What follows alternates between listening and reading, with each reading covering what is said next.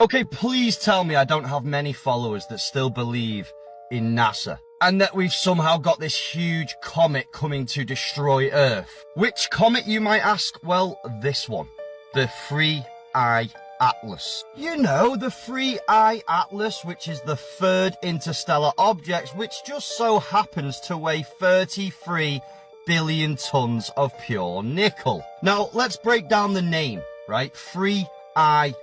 Well, they tell us that they've called us that because it's the third interstellar object, so 3 interstellar, and it was seen from the Atlas telescope. But in Greek mythology, Atlas means the titan that was forced to hold up the heavens, the firmament.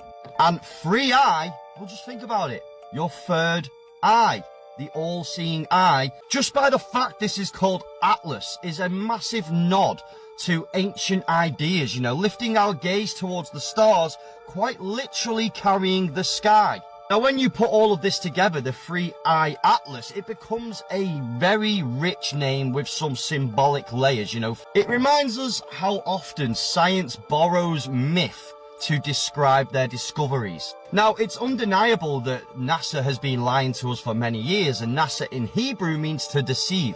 So when you think about it, with all the CGI glitches, shadow errors, rats in space, bubbles in space, flies in space, astronauts are on the Hollywood Walk of Fame for a reason, and Neil Armstrong won't put his hand on the Bible for $5 cash, and Buzz Aldrin literally admits that he's not been to the moon, then you know that NASA is out to deceive the nations. So whether you see this as a cosmic coincidence or just a poetic design, the name 3iAtlas shows a myth and how myth and science can intertwine. And maybe, you know, that's the real message. Maybe they're trying to tell us who's doing this and who is behind this. The third eye Atlas, which is 33 billion tons of pure nickel. You know what I find hilarious about this whole 3iAtlas thing is that we were warned about this decades ago. Even if you're not a Christian, take Christianity out of it. We were warned by so many people about this deception. Werner von Braun, one of the people brought over after World War II to head up NASA's rocket engineering, warned us, his assistant did, after his passing, that the last card that they would play would be the alien card, the Great Deception, that not to believe it. In essence, a way to control the masses, to give up their rights for the protection, planetary protection. We were told about this. Even as of late, the last few years, we've had official whistleblowers that come out that says, listen, there's going to be a fake alien invasion that's going to come about, and they're going to try to do this, do that, do that. Do not believe it. It's a great deception. Yet we have people spooning it up on the website, on TikTok, on the feed. It's filled with people saying, have you guys seen 3iAtlas? Oh my God, it's coming. It's changed direction. It teleported. Then the sun shot at it and this, that, the third. And you guys are eating it up by the very same agencies that have been lying to you guys forever and a day. Yet you're ready to believe them about this. Come on, guys. We got to get a little bit better, a little bit smarter about this, because this is not what you guys think it is. This is Project Beam, a great deception. Even Ronald Reagan told us in the 80s that maybe we'll have to have a great threat from another place, another source, in order for the whole planet to unite together, to be together. All this stuff that's coming together, all this that's going on right now is not what you guys think it is. And we Christians have known about this because we have read the Bible. So we don't need the whistleblowers. We don't need NASA officials. We don't need the very officials that came out and told us, listen, do not believe this deception that's going to happen, because it is not what you guys think it is. Telling us this because we were told about this in the Bible. Yet people are out here ready to believe it, ready to go ahead and say, I hope the aliens come down and help us. I hope they do this, that. They're aliens. They're demons, people. Semantics is playing a real big trick on you guys, and you guys want to spoon everything up with the exception of Christianity and God and Jesus Christ, which is King and is the way, the truth, and the life, and there is no way to heaven but by Him. I find this whole thing humorous and hilarious. You people will do everything but check the lore as far as what's going on. We were warned about this for decades by the very agencies that you are now quoting, telling you that this thing is coming to you. Wise up, people. Get on the boat to Christianity and heaven, or be left on the shore of hell and damnation. Your window is closing quick. Come here.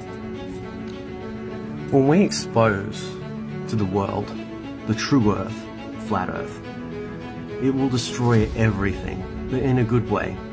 You see, people out there for decades upon decades have been making a huge amount of money on these lies. Everyone from NASA to the movie industry, TV shows, music, school curriculum. Think about the amount of money that will be taken away from these people. And now you understand why there is also a concerted push to make sure that flat earthers are called crazy and that we are shut down, that is why the devil doesn't want us to show God exists. Because not only does it prove that everyone has to be accountable for their own actions, but we actually take away their financial income. Good.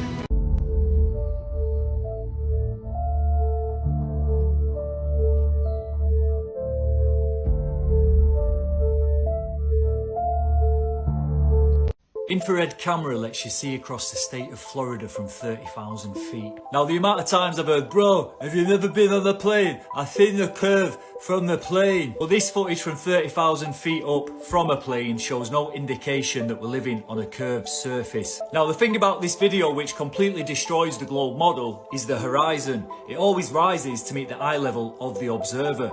That's not typical of a curved surface. If you were indeed living on a ball, the higher you went, the more you'd have to dip your head to look at the earth that was curving away from you. But we don't get that. No matter how high you go, the horizon stays horizontal. And if you go and check out the original footage from this creator, he says that he can see things in the distance that are 500 miles away. How are you seeing things that are 500 miles away if that's a ball curving away from you? So simple observations like this and logic tell you that you're not living on a curved surface.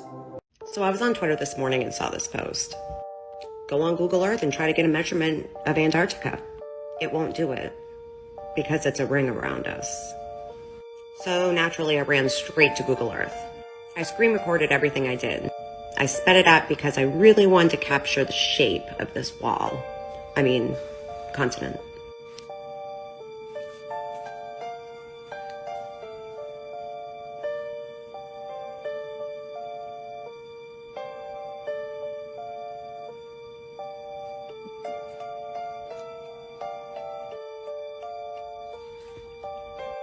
Yeah. Now to cover all my bases, this is what I did next.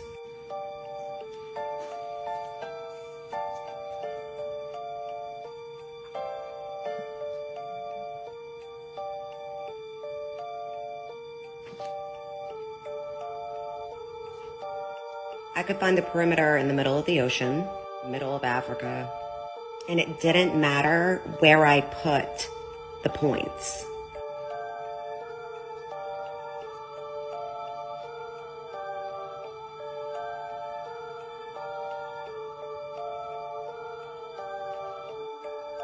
Right in the middle of the continent.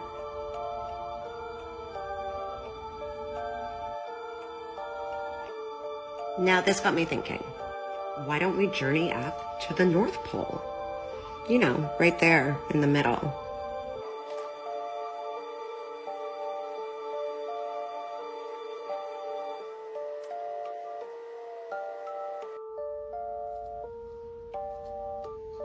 I'm like speechless. So while I was sitting here pondering all this and being speechless, no matter where you set the points, it always had these little spots, or a spot, missing. North Pole. Kind of like a little missing puzzle piece. The missing piece of the circle. How do seasons work on the flat Earth? For seasons, you have to unlearn everything that you know about the heliocentric model, which we were all taught in school. Okay, for that it says that the Earth is tilted on an axis and that we go around the sun. So, for biblical cosmology or Hebrew cosmology, the way that it works is that you got the immovable Earth, you got the firmament above it, and the sun, moon, and stars are in the firmament as Genesis says. Alright, so if you have the sun, moon, and stars, which are closer and smaller than what NASA tells us, if they're inside the firmament, that means that they're going around the earth, okay? Psalms 19 verse 5 and 6 talks about the sun. It rises, it runs its circuit. Even Joshua, I believe it's Joshua 10 verse 12, the sun was commanded to stay still. He didn't command the earth to stay still, he commanded the sun to stay still. So, I'm going to put a little video on the screen here, and I want you to take a look at this. This is the model that we're looking at. So you have the Tropic of Cancer. I'm going to talk about this first. Where I live in the United States in Texas, it gets really, really hot in the summertime. That's because if you see on this video here, the sun moves around the earth along the Tropic of Cancer, and while it's doing that, you can see it's like right over the United States pretty much, especially on the southern parts where I live. And if the sun is closer and smaller than what we're told, that would make sense as to why it's hotter since it's right above us during that time, right? And then the sun corkscrews and it like migrates outwards towards the Tropic of Capricorn as the months go by. So as you can see, whenever it's December, the sun's all the way out there, right? On what they would call the southern hemisphere, right? And so as its light and heat is further away from us at that point, it will make sense as to why it's colder in the wintertime for us, because the sunlight and the heat, it's a little bit further away. Okay, we still get some of the heat, but it's further out there, right? And you can see as I progress through the months, you can see as the sun gets a little bit closer to the United States as I move through the months, and then as I go towards the winter months, you can see how the sun migrates outwards towards the Tropic of Capricorn. Okay, so that's what we believe about how the seasons work, and it makes a lot of sense, especially if you come to realize that the sun, it's not 93 million miles away, it's not billions of times bigger than the Earth. I don't know exactly how big it is, but we know that it's definitely not 93 million miles away. It's closer, and especially as you can see here in this video with this amateur high altitude weather balloon, they attached a non-fisheye lens camera to it. You can see that there is a local hot spot right under the sun, which proves that the sun is closer than what we're told. And by the way, this picture as well, whenever you see on a cloudy day how the sun rays come through the clouds at those angles where they're dispersing, those are crepuscular rays, and if you triangulate those rays back to the source, that shows us as well that it's not 93 million miles away. It's a lot closer than what they tell us. So anyways, I hope that answers your question. And again, you know, going down this rabbit hole of learning everything, like you have to unlearn everything that you've learned about the earth and the sun and the stars and how things work. And whenever you're relearning something, it's very different, right? It's abnormal. You're not used to it. So it is a little bit tricky to kind of have to learn things that you've never known before. But once you learn these things, you start to realize that it makes more sense than what the mainstream science and NASA tells us about how day and night works, how seasons work, all these different things. There was a time where I thought conspiracy theories were stupid. And I also thought that people that believed in conspiracy theories were also stupid. Now, during this time, I didn't know God. I didn't believe in Jesus Christ. But as time went on and my life went on, and after a little event that happened in 2020, I think we all know what event I'm talking about, COVID, I started slowly waking up to the world and slowly started questioning things as time went by. Now, at first I didn't want to accept these things. I wanted to push back on them, and I wanted to be in denial. But, you know, I just couldn't after a certain while. The more I woke up to things. And at the time, I didn't know that it was God waking me up. I didn't know that it was God guiding me. Now I know, and I'm so thankful. But at the time, I didn't. But that's kind of what I wanted to get at and talk about. Because the deeper you go down the rabbit hole once you start waking up, the deeper you go down the rabbit hole, the more scary and frightening it gets.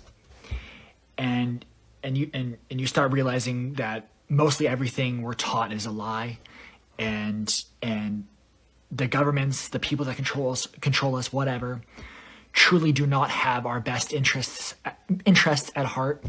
In fact, they actively work against us. The things we're shown on the news, you know, on social media, massive world events, a lot of it is meant to traumatize us. And it's witchcraft. We're lied to about history.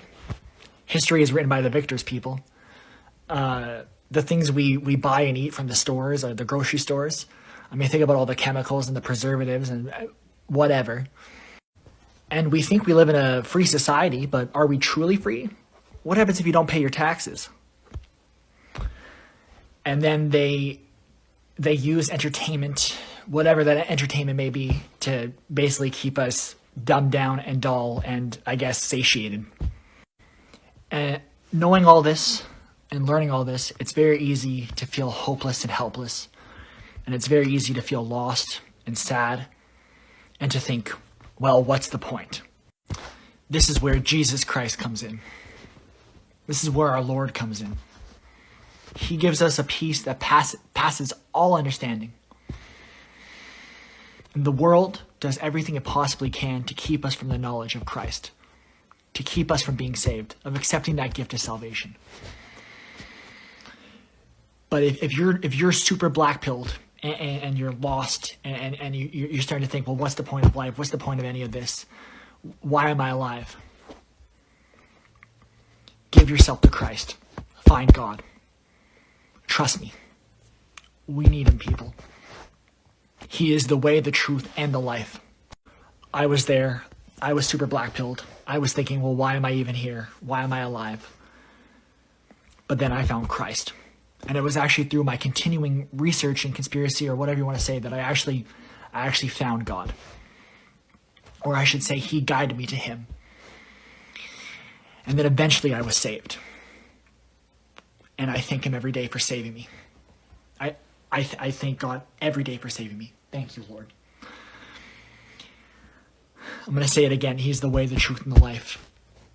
And find Jesus, people. Accept him as your Lord and Savior. Ephesians 6, verse 12. For we wrestle not against flesh and blood, but against principalities, against powers, against the rulers of the darkness of this world, against spiritual wickedness in high places. God bless you guys. Take care. I love you. Bye. The Flat Earth map dates back over 1,000 years. This map is credited to being created by a Persian astronomer. His name was Al-Biruni, and he lived between 973 AD to 1048 AD. It's the official map of the United Nations and also the United States Geological Survey. It used to be present in many places before the creation of NASA and the Antarctic Treaty in 1959. Here you see it with Admiral Byrd. This map has been restored by Dmitry from Russia with suggestions of mine, Eddie Alenkar. Known by my YouTube channel Flat Earth Banjo, I asked Dmitry to include the Bermuda Triangle and Point Nemo, a place deep in the Pacific where NASA buries rockets. Then Robert Tozzi, a professional mapmaker, came along and enhanced the map even more. There are many people now selling this map online, but if you could order it from my online store, I would greatly appreciate it. Visit my online store now and order one of the items. I humbly thank you.